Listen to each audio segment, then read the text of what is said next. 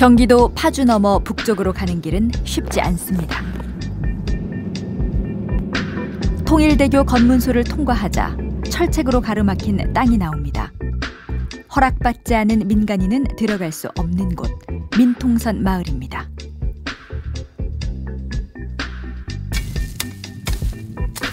봄맞이가 한창인 이 땅이 요즘 들썩이고 있습니다. 씨앗도 뿌리기 전인데 돈이 몰린다는 소문이 자자합니다.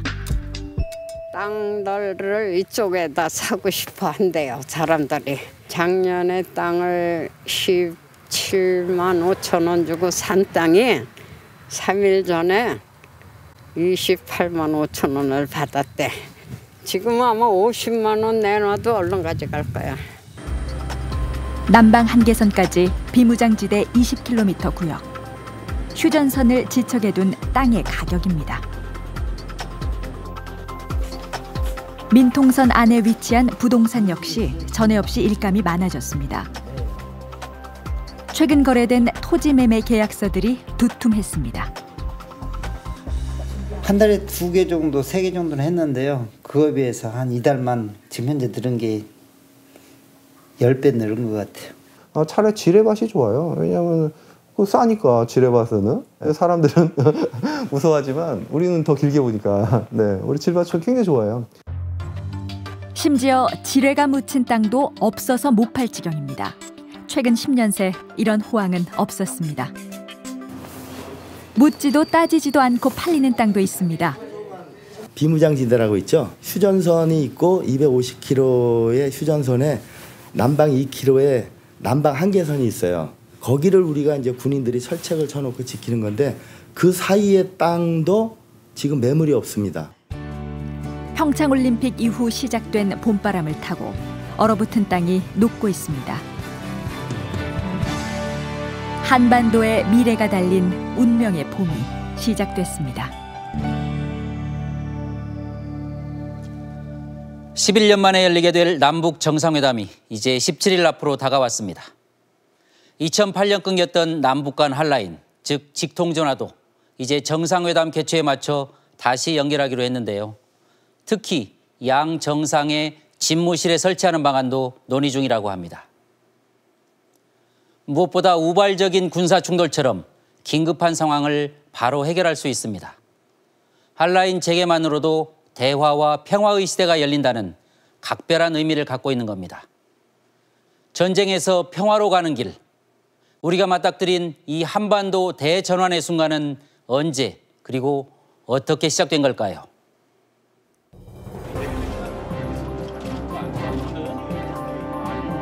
지난 2월 9일 인천공항에 낯선 비행기가 착륙했습니다.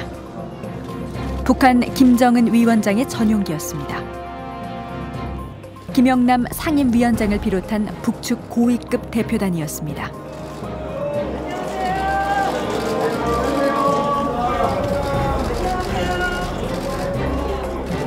뜻밖의 인물이 함께 왔습니다. 이른바 백두혈통이라 불리는 김정은 위원장의 동생 김여정. 폐쇄 국가에서 날라온 그녀의 방남은 누구도 예상치 못한 카드였습니다. 6월 5일 날 북한의 예술단 단원들이 이제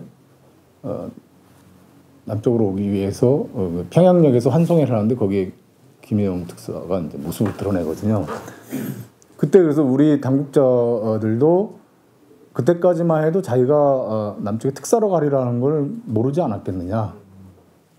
그죠? 또 당사자가 이제 거기 와서 환송을 한다는 게 좀 이상하잖아요. 며칠 후에 갈 사람이. 김여정 부부장의 등장은 파격의 시작. 손에는 김정은 위원장의 친서도 있었습니다. 김여정은 우선 첫째 굉장히 조심을 하는 것 같습니다. 말을 안 해요. 식사 자리에서도 일체 말이 없었대. 친서 전달 하는 게 임무였었기 때문에 그 이상은 안 한 거죠. 친동생을 이렇게 보낸다는 얘기는 내가 한 거나 다름없이 해석을 해달라 하는 얘기죠. 평창올림픽을 통해 김여정이라는 승부수를 던진 북한. 지난해 말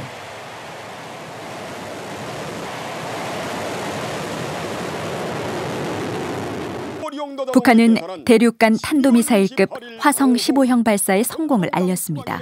미국 전역이 사정권에 들어오는 미사일이었습니다.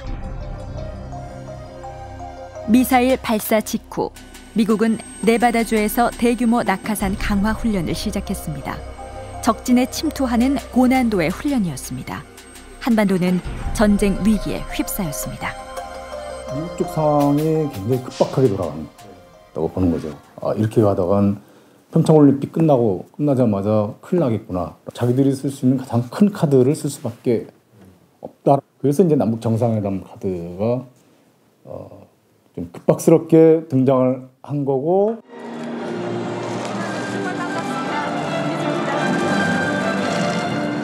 대전환, 평화로 가는 마지막 비상구가 열리는 듯했습니다.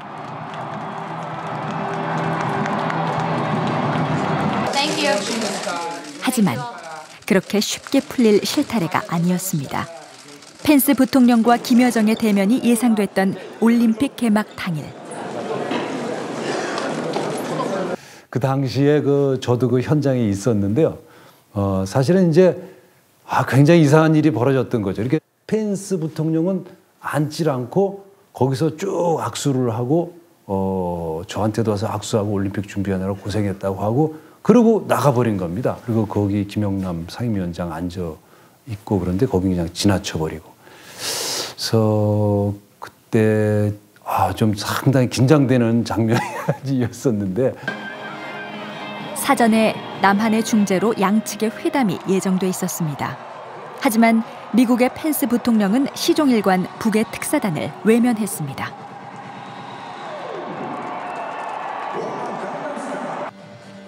결국 북측 특사단은 펜스 부통령과의 회담을 2시간 전에 취소했습니다. 문재인 대통령이 나섰습니다. 펜스 부통령을 예고 없이 문재인 대통령이 찾아가서 오늘 김여정과 김영남을 만났는데 이러이러한 얘기를 했고 그래서 이 남북관계 개선에 대해서 걱정할 필요가 없고 또 하나는 미국이 그렇게 수고스럽게 대북 압박 정책을 일관되게 해서 이런 결과가 나온 것이고 지금 남북관계가 개선되고 있지만 그렇다고 해서 북핵 문제에 가시적인 성과가 나오기 전까지는 일체 제재를 완화하지 않을 테니까 걱정하지 마라. 펜스 부통령은 돌아가는 기내에서 북과의 대화를 시사했습니다. 대립에서 대화로, 전쟁에서 평화로의 급격한 선회. 북한의 김정은 위원장은 왜 대화에 나서게 된 걸까? 북과의 단절된 시간 동안 우리는 북한을 알 수 없었습니다. 북한의 현재는 어떨까? 일본의 아사노 케니치 교수를 찾아갔습니다. 그는 1998년 이후 작년까지 매해 북한을 14번이나 방문했습니다. 북한의 변화를 눈으로 실감했다는 교수는 직접 촬영한 영상을 보여줬습니다. 2017년 여름에 촬영한 평양의 모습입니다. 도시의 색이 달라졌고 중심가에는 고층 빌딩이 자리 잡았습니다. 아사노 교수는 도로 위에 차가 많아졌다고도 했습니다. 택시 역시 부쩍 늘었다는 겁니다. 全然もう普通に営業してるしってかどんどん増えてるわけですよ車がね。だからほら同じ車が維持してんじゃなくて増えてるわけですから昔に比べたらもう3倍4倍ぐらいの車が走ってるわけですから。 북한에서도 스마트폰을 널리 사용하고 있었습니다. 약 500만 대가 개통된 것으로 알려져 있습니다. 안녕하세요.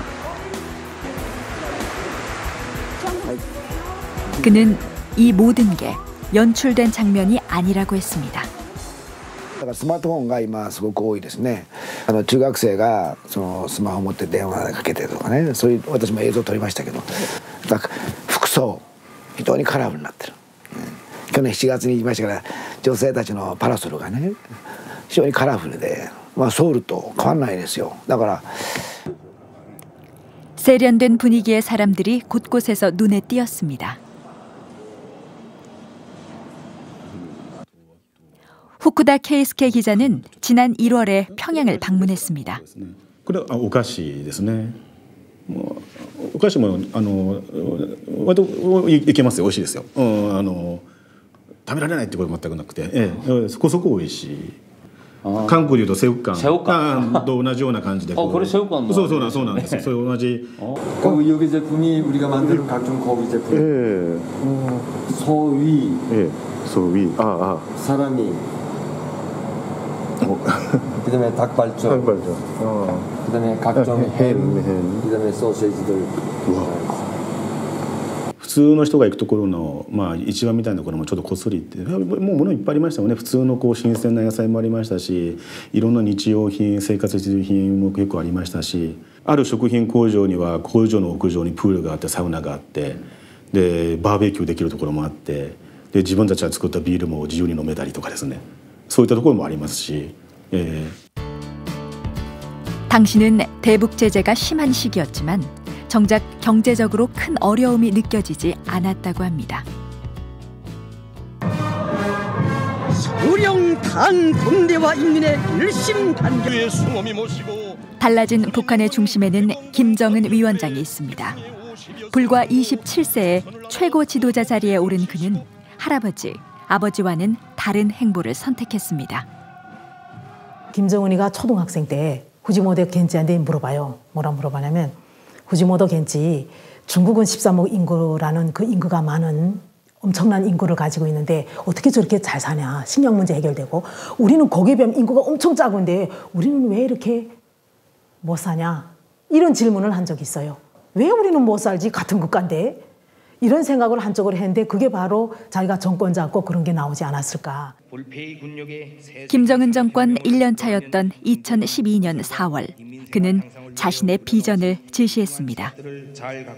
세상에서 제일 좋은 우리 인민, 만난 시련을 이겨내며 당을 충직하게 받들어온 우리 인민이 다시는 허리띠를 조이지 않게 하며 사회주의 부귀영화를 마음껏 누리게 하자는 것이 우리 당의 확고한 결심입니다. 내용은 물론 사용한 단어도 이전과는 다른 연설이었습니다. 여기서 뭘 하냐? 좋네. 스파게티. 이건 무슨 스파게티? 소고기 스파게티입니다. 소고기 스파게티. 예. 아유 맛있겠네. 이거는. 예. 맞습니다. 이것도 소고기 스파게티. 소고기 스파게티를 나가고 있습니다. 아유 맛있겠네. 이것도. 김정은 집권 이후 북한의 경제는 눈에 띄게 풍요로워졌습니다. 오늘 피자 맛이 어떠세요? 맛있습니다. 우리 지금 하나 먹고 있습니다. 이거 어떤 피자 드셨죠 오늘은? 이게 무슨 피자라고 그러더라? 고추? 대북 제재에 맞서 개발한 국산품도 다양해졌습니다. 저번에 나와서 먹어보니까 이거 피자당 먹고선 이거 먹으니까 완전 속이 편안하더란 말입니다. 좋더란 말입니다. 이름이 뭐예요? 코코 향 탄산나물. 피자 우리 피자. 자 내일을 위하여.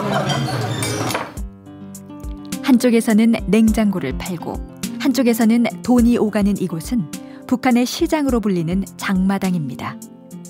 500여 개에 이른다는 장마당이 북한 경제를 순환시키고 있습니다. 라면 하나도 농촌에 지고 나가면 쌀이 되는 거예요. 곱절로 많아지는 거예요. 신발도 가져가면 신발 한 꼴에 쌀 막 15kg씩 달라 그래. 막 강냉이 같은 거 15kg 달라 그러니까 그런 걸 하나 갖다 주고 식량을 만들어서 먹고 점점 불고가면서 장사를 하는 거지. 2015년 양쪽 도로가 꽉 막힌 상태. 퇴근길 러시아워가 있는 도시 평양입니다. 장마당이나 무역을 통해 부자가 된 이들도 생겼습니다.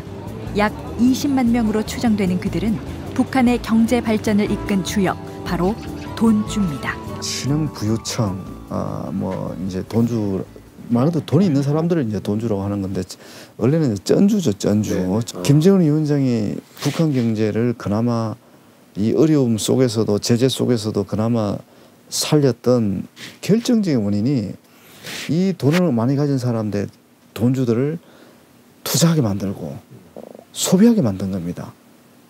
그러면서 이게 이제 생산, 소비, 투자, 유통 이런 것들이 이제 국민 경제가 어느 정도 이렇게 선순하는 그런 이제 하나의 원천을 만들어 준 거죠. 2013년 김정은 위원장은 경제특구를 지정하고 본격적인 건설 경제를 발전시켰습니다. 현재까지 경제특구는 27곳에 이릅니다. 돈주들은 투자를 하는 대신 그 이익을 공유했습니다.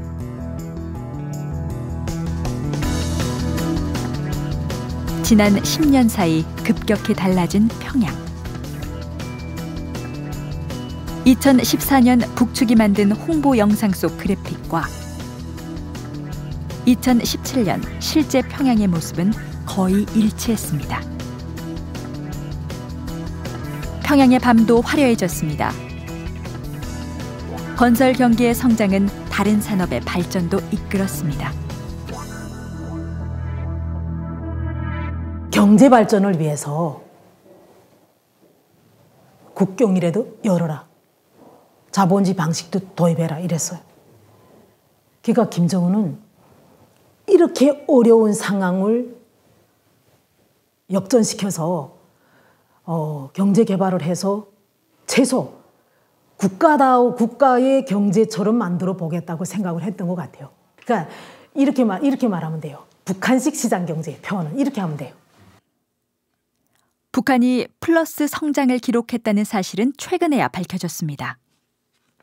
근데 이전에 그 보수 정부에서는 대북 제재를 가하고 있는 상황에서도 북한 경제가 성장하는 것에 대한 어떤 그 부담감이 있었습니다. 왜냐하면 이 제재에 따른 정책이 실패했다는 비난을 받을 소지가 있기 때문에 그래서 과거 정부에서는 북한의 플러스 성장을 인정을 하지 않았습니다. 지난 2016년 5월 북한의 최고 의사결정기구인 당대회가 36년 만에 열렸습니다. 조선노동당은 조성된 정세와 혁명 발전의 요구에 따라 경제건설과 핵무력 건설을 병진시킬 때 대한 전략적 노선을 제시하고 그 관철을 위하여 적극 투쟁하였습니다. 핵무력을 중추로 하는 나라의 방위력을 철벽으로 다지면서 경제건설에 더욱 박차를 가하여 체제 보장을 위해 한 손에는 핵을, 다른 한 손에는 경제를 발전시킨다는 김정은 위원장. 하지만 3시간의 당대회 연설에서 그가 강조한 건 바로 경제였습니다. 우리나라를 세계적인 핵강국이 전열에 당당히 올려세우고 인민경제의 주체와 현대화 과학화를 위대한 장로님께서는 또한 김 위원장은 남북관계 변화도 시사했습니다. 북의 자주적 통일을 이룩하는 데서 현식이 절박하게 나서는 문제는 북남 관계를 근본적으로 개선하는 것입니다.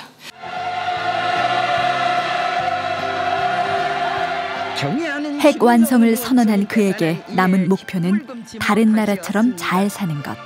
그는 속도를 내고 있습니다. 유의장도 찾으신 경애하는 김정은 원수님. 거기에 이제 우리가 김정은 위원장이 그가 핵과 미사일에 집착해 있다고 그것만 볼 것이 아니라 북한에서 김정은이 지금 경제에 대해서 얼마만큼이나 올인하고 있는지를 보면 아는 거죠.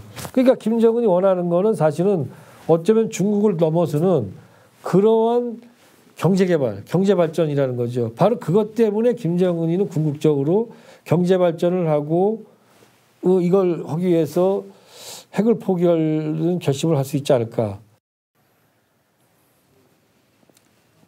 지금 제가 나와 있는 곳은 경기도 파주시 남북 출입사무소입니다. 남과 북이 육로로 오갈 때 바로 여기를 지나가게 됩니다. 북한 사회의 변화의 바람이 부는 동안 우리는 북한을 알 수 없었습니다. 정부는 북한의 GDP 성장률조차 숨겼습니다. 2년 전 우리 정부가 갑작스럽게 중단한 개성공단 역시 마찬가지입니다.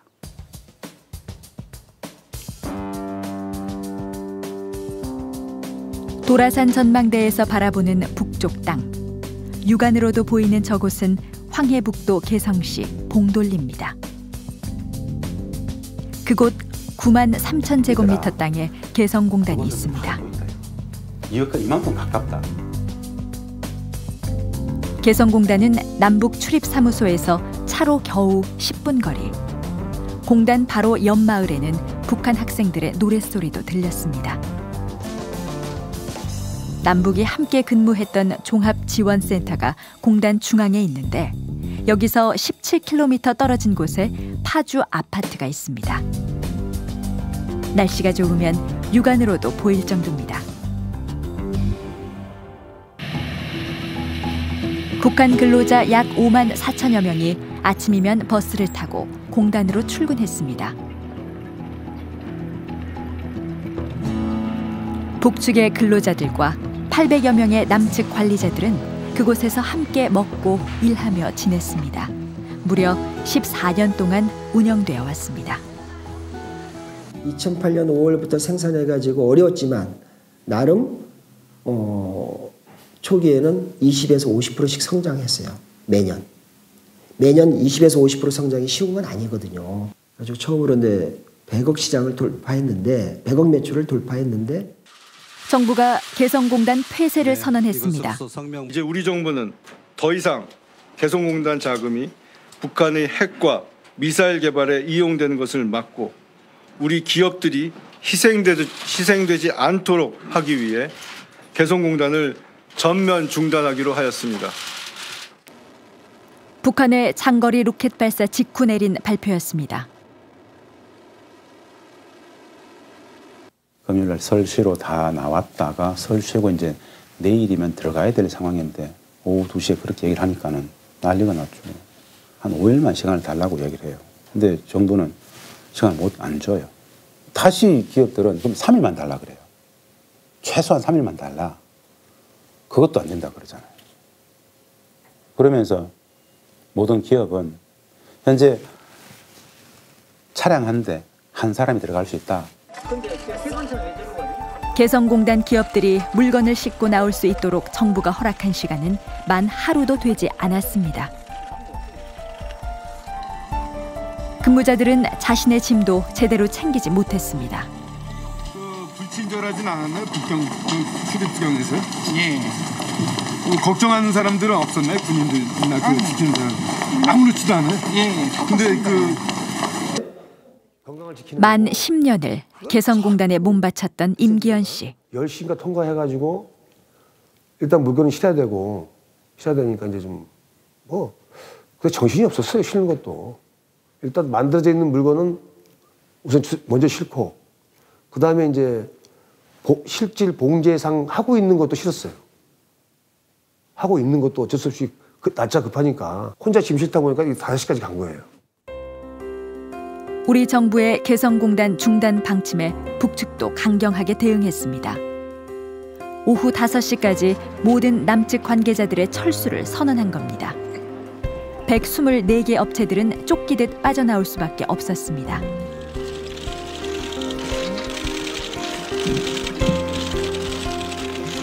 팔 놓고 사람만 나가든가 안 그러면 짐 실은 거 다 갖다 버리고 나오든가 이제 이렇게 얘기가 된 거예요. 차 놓고 나올 수는 없잖아요. 그러니까 그냥 차 끌고 가서 그냥 마당에다가 다 그냥 혼자서 그냥 다 그냥 뿌려놓고 그냥 차만 가지고 나온 거죠. 심지어는 자기 지갑, 용돈, 생활도구 하나도 손 못 대고 다 내놔버렸던 거죠. 지금 와서 생각하면 그때 당시 그 생각을 보십시오. 어떤 생각이었겠으면 하늘이 진짜 뭐 캄캄하고 아무것도 생각이 나지 않을 정도로 이렇게. 그러면 여기가 이제 물품들을 꽉 조경주 사장은 당시 만들었던 그릇을 창고 한켠에 쌓아뒀습니다. 서둘러 빠져나오는 통에 짝이 안 맞는 그릇들 뿐입니다. 그 손해를 모두 떠안고 있습니다. 참 자식 같습니다, 이것이. 애지중지 했던 일은 제품인데 지금 이렇게 천대받고 있으니까는 너무 안타깝죠. 기업 측 주장에 따르면 전체 손실액은 1조 5천억 원. 우선 지원 대책 발표가 있겠습니다. 개성공단 폐쇄 이틀 후 통일부는 이유를 설명했습니다. 통일부 장관께 질문드리겠습니다. 북한의 지금 그 개성공단의 그 뭐 임금 등 여러 가지 그런 그 현금이 이 그 대량 살상 무기에 사용된다는 그런 우려는 여러 측에서 우려가 있었고요. 지금 이 자리에서 모든 것을 다 말씀드리긴 어렵습니다만 또 여러 가지 그 관련 자료도 정부는 가지고 있고. 개성공단 북한 근로자에게 준 임금이 북한 핵과 미사일 개발에 사용됐고 그 자료도 갖고 있다는 겁니다. 당시 정부는 성명을 통해 그간 개성공단에 들어간 총 액수까지 밝혔습니다. 그리고 연이어 탈북자 단체들은 정부 입장과 동일한 세미나를 열었습니다. 하지만 정부는 폐쇄 성명과는 달리 정확한 근거를 제시하지 못했습니다. 설날 상임위 할 때 개성공단 폐쇄에 관한 얘기는 전혀 안 했죠. 잔류인원은 줄이겠다는 얘기만 했죠. 그러고 나서 이틀 만에 바뀐 거 아니에요 지금. 그때는 돈 얘기는 한 푼도 얘기를 안 했어요. 한 푼도. 안보리 그 감시위원회가 작년하고 재작년에 왔었잖아요. 그때 돈이 이렇게 쓰이고 있는 것 같다라는 징후가 있다. 우려스럽다. 이런 말을 안 했잖아요. 그 사람들한테. 검증위원회에서 왔을 때 전혀 그런 얘기를 안 했잖아요. 안보리를 기만한 거란 말이에요. 속여먹은 거란 말이에요. 응? 정부로부터 그런 자료를 받아본 적 있어요? 지금 말씀하신 상황에 대해서는 제가 파악한 바가 없습니다. 그러니까 맹탕이란 말이에요. 맹탕. 지난해 12월 통일부 정책혁신위원회의 조사 결과 그 진실이 드러났습니다. 애초 통일부 초기 문건에 없던 개성공단 자금 전용 문제가 청와대의 요구로 포함됐다는 사실입니다. 게다가 정부가 근거 자료로 삼았던 국정원 정부 보고에서조차 직접적인 증거는 찾을 수 없다고 밝힌 겁니다. 결국 혁신위는 개성공단 임금이 핵 개발에 쓰였다는 증거는 없다고 발표했습니다. 가장 중요한 근거는 그 탈북자들의 증언인데요.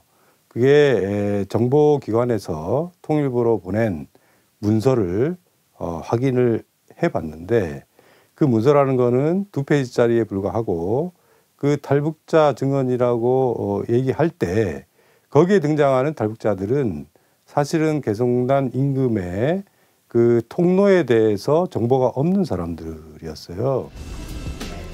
당시 국정원은 탈북자 중 한 사람이었던 김태산 씨 등의 진술을 근거했다고 합니다. 북한 외교관 출신의 김 씨, 그에게는 확실한 근거가 있는 걸까요? 개성공단 임금이 북한의 핵 미사일 개발에 전용됐다라고 주장을 하셨는데 그거 선생님 어디서 들으신 거예요? 어디서? 예. 이게 뭐야 세살날 아이야 기자라는 게. 그러니까 어떤 근거로 그런 말씀을 하셨냐고요? 그걸 근거를 딱 뭐 봐야 알겠어요? 북한에 던디가게 되면 다 김정은이 도와준다는 거 몰라요? 딱 핵 개발에 들어간 돈이어야 그게 그거예요? 그 딱 개성공단의 돈이 딱 거기 들어갔다는 걸 문서상으로 나와야 그게 증거가 되는 거예요? 이거 참 답답한 사람들이 그만.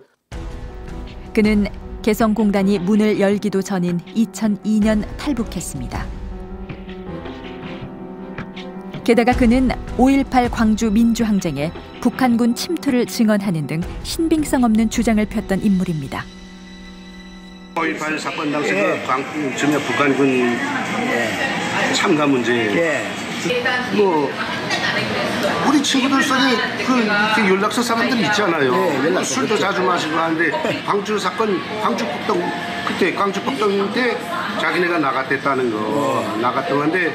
혹시 뭐 국정원에서 연락 뭐 오시거나 뭐 국정원에 그 어떤 그따시대요. 들이 정말 아시들 제구실 못해서 국정원장들이 다 재패디 가더니 마지막에 탈북자까지 물고 들어지네. 주기 같은 새끼들. 국정원하고는 난 말한 적은 없고 국정원이 날 부른 적도 없어요. 선생님 저희 내일 딱 30분만 만나주세요. 싫어. 아무 근거 없이 개성공단 폐쇄를 강행했던 지난 정부. 이를 재물삼아 남북 경협을 북한 퍼주기라는 여론몰이까지 나섰습니다. 개성공단 업체 측은 임금의 구조상 터무니없는 얘기라고 일축했습니다. 개성공단 북측 근로자들이 2015년 기준으로 임금이 진짜 많이 올라가지고 평균 기본 임금이 2015년 기준으로 73불 8만 원 정도 했고요. 그 8만 원의 이제 연장 야간 특권을 해서 간접 인건비까지 다 포함해서 평균 한 15만 원을 받았다고 보면 됩니다. 15만 원. 임금을 받아가지고 어떻게든 4인 가족이 살아야 됩니다. 15만 원 속에서 30% 사회문화 시책기금을 빼죠. 약 11만 원을 가지고 그 11만 원을 가지고 그 효성시민위원회나 국가, 당은 이 사람들을 어떻게든 먹여 살려야 됩니다. 그 속에서 진짜 돈을 빼돌릴 수 있었을까요? 개성공단 중단 결정 과정도 문제였습니다. 법과 절차는 철저히 무시됐습니다. 개성공단 철수를 지시한 것은 박근혜 전 대통령이었습니다. 이후 열린 안전보장회의는 형식에 불과했고 제대로 된 논의 과정은 없었습니다. 철수 시기에 대해 통일부가 이의를 제기했지만 묵살됐습니다. 개성공단 폐쇄는 박근혜 전 대통령의 갑작스런 말 한마디로 결정된 것입니다. 그런데도 정부 관계자들은 적법한 절차에 따른 것인양 입을 맞췄습니다. 당시 주무장관이었던 홍용표 통일부 장관. PD수첩은 여러 차례 그에게 인터뷰를 요청했지만 거절했습니다. 현재 대학의 교수로 재직 중인 그를 찾아갔습니다. 저기 계속 연락드렸던 PD수첩의 조진욱이라고 합니다. 선생님 정어만 좀 여쭤보려고요. 선생님이 그 장관으로 계실 때 아니 그러니까 저는 거기에 대해서 지금 언론에 대해서는 뭐 제 장관 때 일은 다 제가 할 수 있는 얘기는 다 했고 나머지는 다 지금 밝힐 수 없는 부분들이고요. 좀 강의하기 위해서 지금 PPT를 만들고 있기 때문에 지금 5분이 지금 급한 사람이에요 지금. 그러니까 저 더 이상 제가 아니 선생님 아니면 폐쇄할 때 하더라도 며칠만 더 시간을 달라고. 제가 사정이 없고요. 그가 아직도 밝히기 어렵다는 진실은 결국 박 전 대통령을 향해 있습니다. 2014년 신년사에서 기억에 남을 말 한마디를 남겼습니다. 지금 국민들 중에는 이 통일 비용이 너무 많이 들지 않겠느냐. 그래서 굳이 통일을 할 필요가 있겠는가 하고 생각하는 그런 분들도 계시는 것으로 압니다. 그러나 저는 한마디로 통일은 대박이다. 이렇게 생각을 합니다. 통일 대박. 다소 황당하기까지 했던 대통령의 언사. 당시 통일부 장관에게 그 뜻을 물었습니다. 어떻게 비춰지는가? 우선 통일 대박이라는 그 표현이 저도 이제 그 당시에 그걸 신년 대통령 기자회견을 통해서 이제 그 자리에 앉아서 처음 들었단 말이에요. 그러니까 주무장관이 대통령께서 하는 말씀을 그 자리에서 바로 처음 듣게 되면 우선 당황스럽죠. 더구나 지금 그것이 특히 북한 붕괴 또는 흡수통일 뭐 이런 것들을 연상시키는 박근혜 정부는 북한이 빠르게 붕괴할 것으로 판단했습니다. 2011년 김정일 사망. 권력을 장악하기에는 너무 어린 지도자였던 김정은 위원장. 김양건 동지, 김용일 동지, 박도춘 동지. 이 당에서 출당 제명시킬 때 또한 장성택, 처형 등으로 북한이 혼란에 빠져 곧 스스로 붕괴할 거라고 예측한 겁니다. 정보기관의 수장 역시 마찬가지였습니다. 박근혜 정부 초기 국정원장이었던 남재준. 그는 2015년 통일을 예언하면서 흡수 통일을 위해 다 같이 죽자고 했습니다. 이 몸이 죽어서 나라가 산다면 막 그러시지 그랬어요. 아니 그걸 송년사 그런 식으로 하면 어떡하냐고. 근데 그거는 당연히 안 했다고 얘기를 하죠. 안 했다고 얘기를 하죠. 먼저 자기가 본인이 먼저 얘기하더라고요. 아 이게 어떻게 기사가 이상하게 나갔다.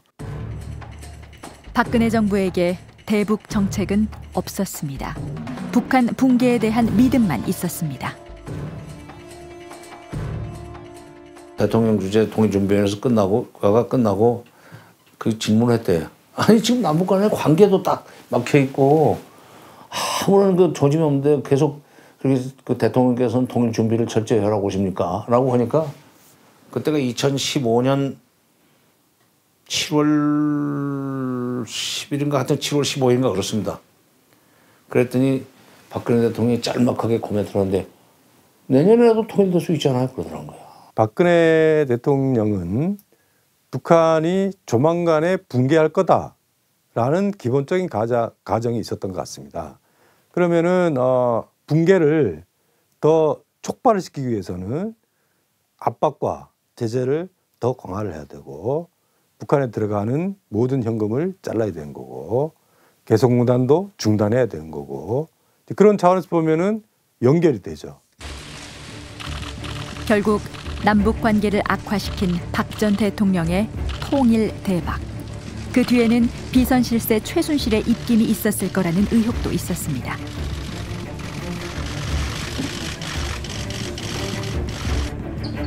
한때 최순실의 측근이었던 고영태.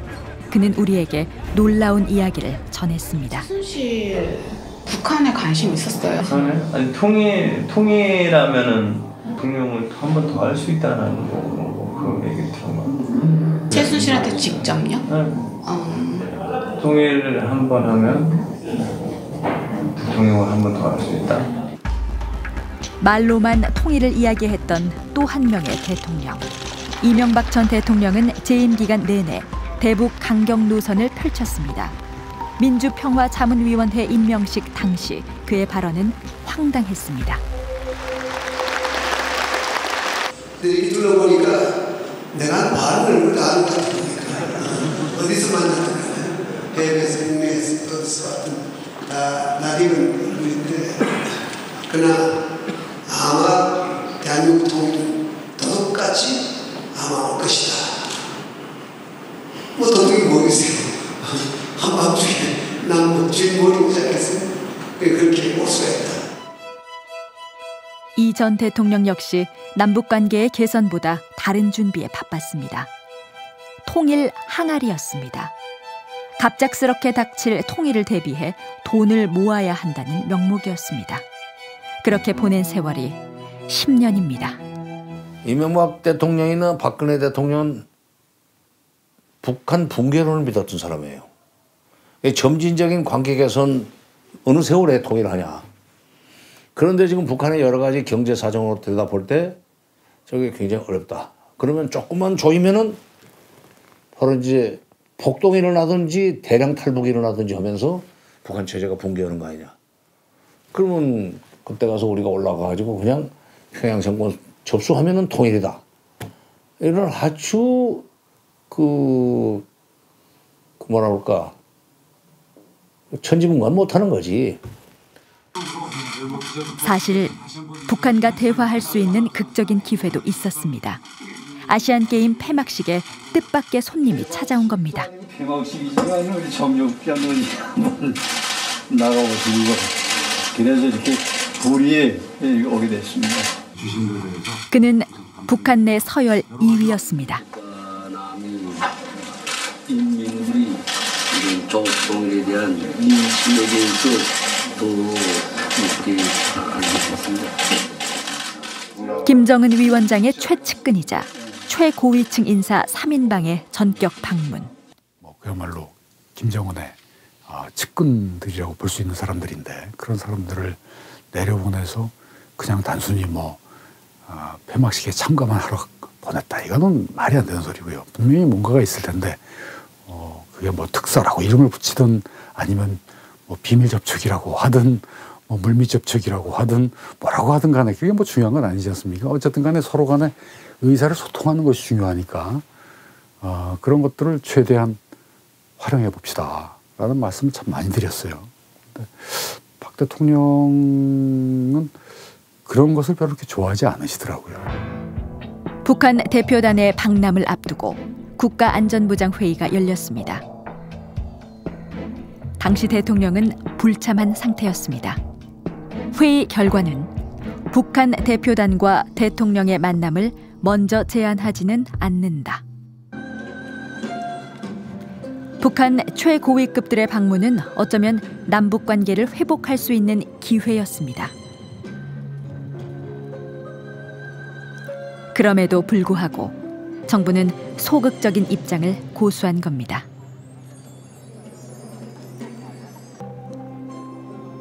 그런데 당시 대통령과의 만남이 불발된 이유가 따로 있다는 의혹이 제기됐습니다. 왜 어그러졌을까 이런 거 이제 알고 계시는 게 있는지. 그게 그 세월호 사건처럼 똑같이 대통령하고 연락이 안 돼서 못했어요. 북한은 만나겠다고 했는데 우리 통일부 장관도 그렇고 거기 가 있던 사람도 그러면은 만나게 하는 게 좋겠다. 그래서 청와대에 연락을 했는데 대통령하고 연결이 안 됐어요. 어떻게 된 일일까? 어렵사리 남한을 찾은 북한 대표단이 인천에서 두 끼 식사만 하고 간 이유가 이것이었을까? 당시 통일비서관 홍용표 전 장관에게 물었습니다. 어쨌든 저는 지금 언론처럼 안 한다고. 아니 근데 북에서는 원했는데 박근혜 대통령님이 연락이 안 돼갖고 정상회담을 못했다는 얘기가 있어요. 그런 부분에 대해서는 제가 우리 통일부 기자단이랑 필요한 얘기들은 다 했고요. 뭐 거기서 언론에서 어떻게 하는지 모르겠고. 아시안 게임 얘기라도 좀 여쭤볼 수 있을까요? 아시안 게임 때 얘기라도? 아시안 게임 때 그거 다 언론에 나온 거면 다 공개적으로 다 된 거잖아요. 아니 근데 북에서 좀 만나자고 공개 안 된 거는 제가 말씀드릴 없는 상황이고요. 지금요. 그렇습니다. 말씀해 주실 수가 없다. 사실 확인도 못하는 이유는 뭘까? 우리는 류길재 당시 통일부 장관에게 물었습니다. 당시 박근혜 대통령하고 연락이 안 돼서 뭐 답이 안 오거나 이런 건 아닙니까? 그런 건 아니에요. 그럼 정확하게 어떻게 된 거였었습니까? 좀 이해가 잘 안 가시죠? 예. 이해가 잘 안 갑니다. 좀 자세하게 좀 얘기 좀 해줘 보세요.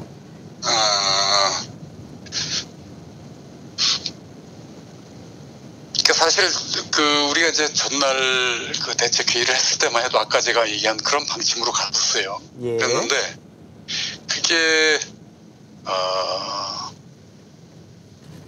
밤 사이에 뭐 언젠지 몰라요. 나도 뭐 내가 관여한 게 아니니까 저쪽 사람들한테 만나자. 우리 VIP를 만나자. 라는 식의 그런 얘기를 전달을 했어요. 이게 참 애매한데 BH에서 그렇게 했어요. BH에서 그렇게 했는데 나도 그 이유를 잘 모르겠어요. 왜 BH에서 그렇게 했는지. 그 당시에요? 근데 어쨌든 간에 아침에 내가 그 얘기를 듣고서 이제 발작 끼면서 갔죠. 그렇게 하면 안 된다. 그러면 뭐 대통령 무시해서 이미 제가가 떨어졌다는데 제가 뭐라 그러겠습니까? 그러면서 이제 그 아침에 이제 그렇게 해서 그러나 북측이 안 된다고 못 한다고 얘기를 했고 뭐 그걸로 끝난 거죠. 하룻밤 사이 청와대 안에서는 혼선이 빚어졌고 아침이 되자 청와대 지침이 바뀐 겁니다. 북측에 회담과 함께 모종의 제안을 했지만 성사되지 못했습니다.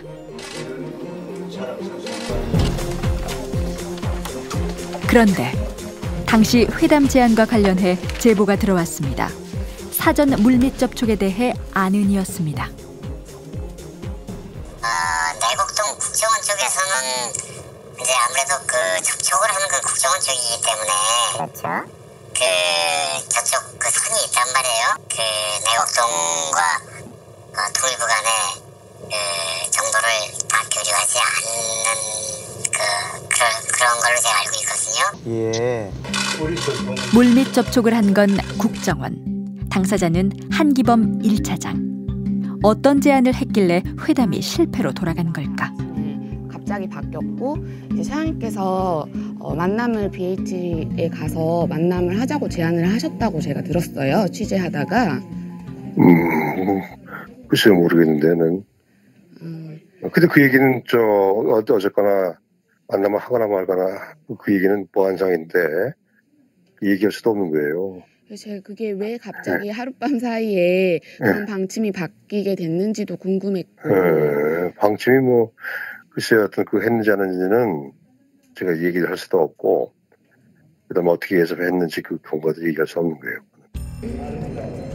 북측 대표단은 그날 밤 비행기로 떠났습니다. 한반도 평화의 시대를 좀 더 일찍 맞이할 수 있었던 기회를 눈앞에서 놓친 셈입니다. 한때 이곳은 월요일 아침 8시 반이면 700여 명의 사람들이 개성공단으로 출근을 했고 차량만 해도 하루에 350여 대가 남과 북을 잇고 있었습니다. 그곳에는 서로에 대한 오해보다는 이해가 있었고 대립보다는 작은 통일이 있었습니다. 오늘로써 790일째 개성공단의 문은 열리지 않고 있습니다. 이제 우리 앞에 다시 한번 전환의 순간이 왔습니다.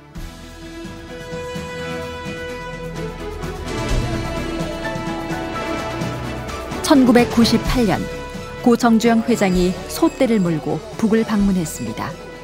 남북 관계 변화의 한 획을 그은 역사적인 사건이었습니다. 난 50마리, 100마리 이렇게 생각을 했는데 1000마리를 가져. 그러니까 1000마리가 아니야, 1001마리가 좋겠어. 그러셔서 1001마리가 됐습니다. 북측에서 일부 사람들은 역시 정주영 회장, 그때가 6월 달이었어요. 농사가 시작되고 막 할 때. 이 농사꾼은 소가 아주 굉장히 중요하지 않습니까? 그거를 알고 농사철에 맞춰 소를 보내주려고 그러구나. 마음을 얻어. 네네. 큰 장사치가 굳게 닫혀있던 북한의 문을 연 건 바로 신뢰였습니다.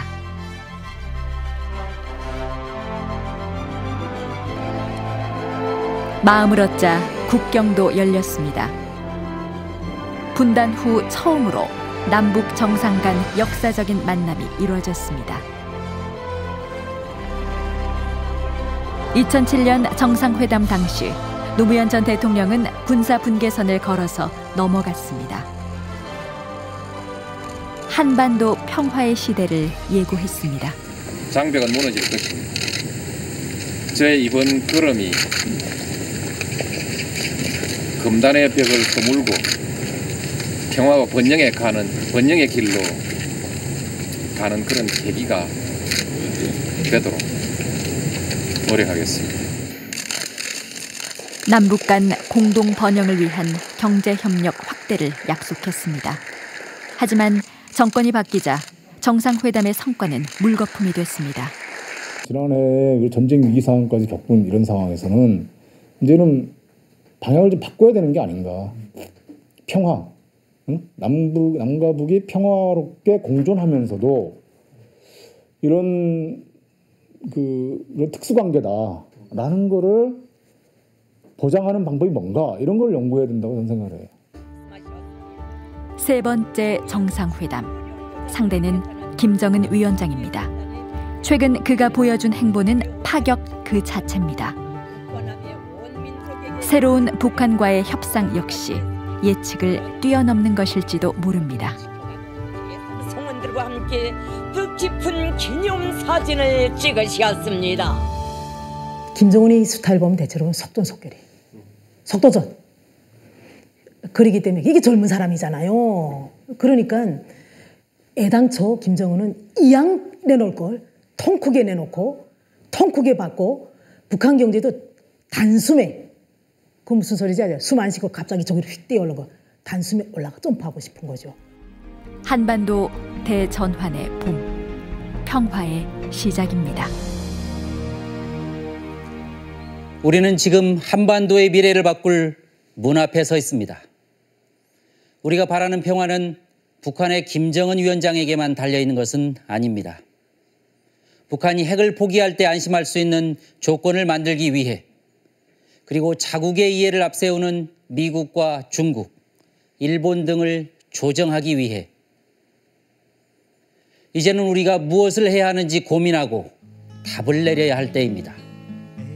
이렇게 다시 잡은 이 기회를 놓치지 않고 영구적으로 한반도의 평화를 정착시키는 것은 결국 우리의 몫입니다.